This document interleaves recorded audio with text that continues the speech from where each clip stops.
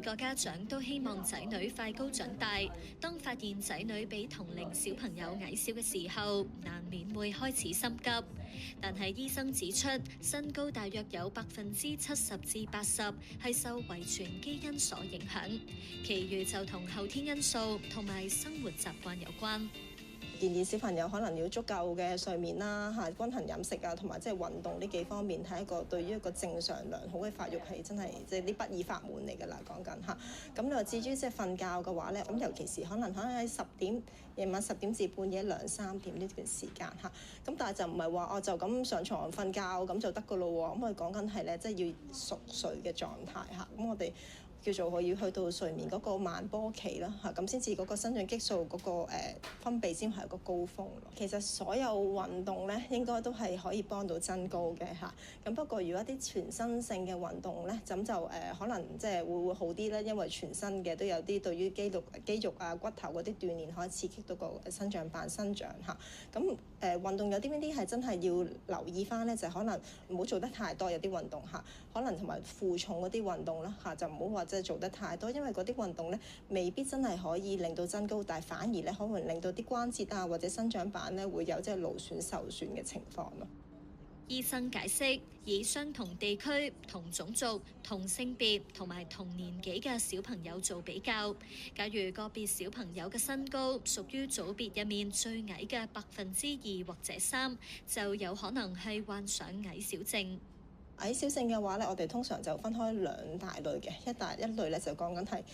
啲非病理性嘅，都唔屬於係病嘅，譬如講緊係啲遺傳性嘅啦，講緊係一啲嘅即係不明原因或者叫做突發性嘅矮小症啦，又或者係生長發育遲緩嗰啲嘅嚇，咁佢哋呢啲都人可能即係生長發育遲緩啲，可能遲啲會有個叫 catch up，即係會追趕翻嚇。咁另外一啲叫做真係有個病嘅成因嘅嚇，即係個病理性嘅。咁病理性我哋講緊係真係出生少於胎齡，個出生嗰個嘅重量真係好輕磅嘅嚇，或者一啲真係嚴重營養不良嗰啲啦嚇，甚至係講緊一啲嘅基因突變啊，或者係啲染色體問題啊嚇。咁我哋成日都聽到，可能啲屋企人都會知道Turners 啊，或者係 Prader-Willi syndrome 啊，咁呢啲啦，甚至一啲嘅基因嘅突變啦嚇。咁另外就係真係啲慢性病啊，譬如腎病啦，又或者係啲甲狀腺問題啊嚇，先天性嗰啲嘅甲狀腺偏低，或者甚至係講緊咧真係個生長激素缺乏咯。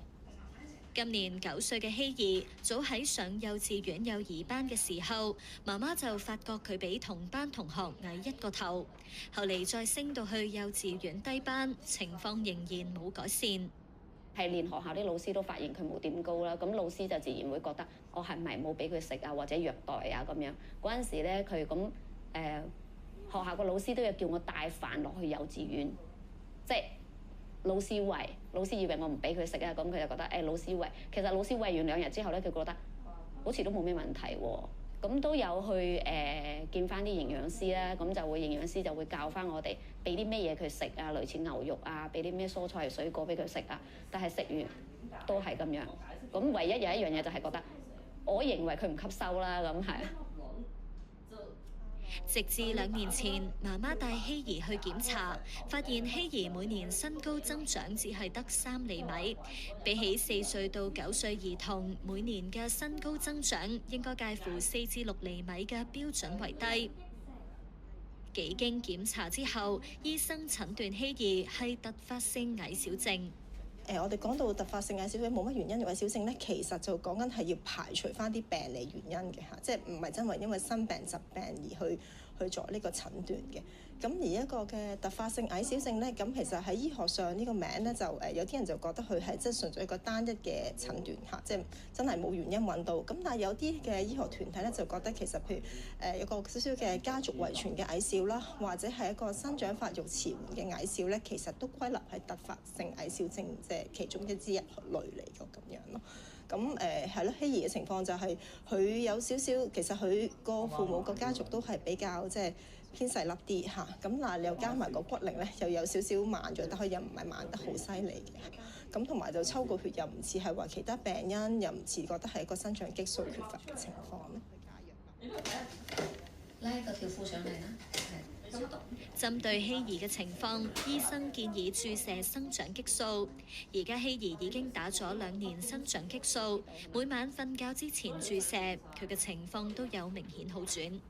一個係睡眠質量啦，一個係長高啦，同埋一個係體重。佢打嗰陣時個身高咧，我記得咧係106，淨係109，但係咧佢依家個身高已經到咗130cm，所以平均佢都屬於比較理想嘅，係啦。佢之前個醫生就話佢可能每年打完之後可能會有8cm 嘅長高，其實講緊佢之前每年係長3cm 嘅話咧，佢如果佢打完之後係每年長咗8cm嘅話咧，其實效果已經好好。咁佢依家目前嚟講呢個效果咧已經係超出咗我自己個想像。同一時間，希兒媽媽仲嚴格管理希兒嘅飲食同睡眠時間，以此嚟配合持續嘅增高。阿女，呢個係牛肉同埋青豆番茄炒嘅，食多啲知唔知啊？長身體㗎。仲有呢個咧菠菜嚟㗎，補鐵㗎，都係食多啲。呢個係蝦仁同芝士。飲食咧，我哋都係即係咧，盡量喺屋企食嘢啦，同埋盡量冇即係你冇食啲熱氣嘢啦、甜嘢啦、油炸嘢啦。咁盡量我都會自己煮翻啲高蛋白質嘅嘢俾佢食咯。睡眠方面咧，我就會按照翻佢個即係咧佢個年齡階段去安排佢瞓覺啦。咁通常夜晚咧，我哋9點或者9點15分就會上床瞓覺㗎啦。因為咧到第二日7點鐘就會起身咁樣，7點半出門翻學，即係咧要保證翻佢一個睡眠質量咯。因為咧佢個小朋友個睡眠時間好多時大概都係10點到凌晨個2點幾到3點。咁如果你呢個時間佢瞓得唔好咧，佢第二日其實都冇咩精神去翻學啊，同埋都會影響佢個生長激素咯。即係咧你小朋友起碼保持每日嘅9個鐘到10個鐘個睡眠。除此之外，希兒每日都會做運動，運動完咗之後，媽媽都會及時幫佢放鬆肌肉。其實咧係你做運動係好緊要，因為咧你做運動配合起身嘅話咧，佢個骨齡就會預防個骨齡去生長。咁咧如果佢個骨齡唔生長咧，變相佢依家9歲，咁佢個骨齡細1歲8個月。咁即係差唔多2歲，咁如果相對於咁樣嚟講咧，佢個身高有130cm咧，咁佢個高個時間會長啲。因為咧一開始我已經預算咗要打3年，所以咧我會將呢年即係咧要會打多1年咯，即係打多1年再睇情況。如果咧佢身高追到係超出咗佢個標準，超出即係咧我覺得理想，咁我就會將佢停咗佢，咁再等多1年睇下佢會唔會嗰1年會高嘅時間有幾多咁樣。之前因為身高矮小嘅問題，希兒試過俾人誤會係低年班嘅小朋友。自從注射生長激素之後，佢好開心睇到自己嘅身高變化，更加希望將來可以達到163厘米。可能咧喺街上面咧，我長咁矮咧，人哋咧問我嘅時候咧，跟住之後我一話咧係4年班咧，跟住之後人哋嚇一跳。就會有啲尷尬，我覺得冇抱怨嘅，即係咧，我想長高啊嘛，咁長高嘅話就係唔可以食嗰啲油炸嘢，要食嗰啲健康嘅，我滿意嘅。因為咧之前咧幼稚園嘅時候咧，好多人話我佢長得好矮，跟住之後而家咧喺學校咧有啲都係幼稚園同學嘅話我咧長高咧快咗啲。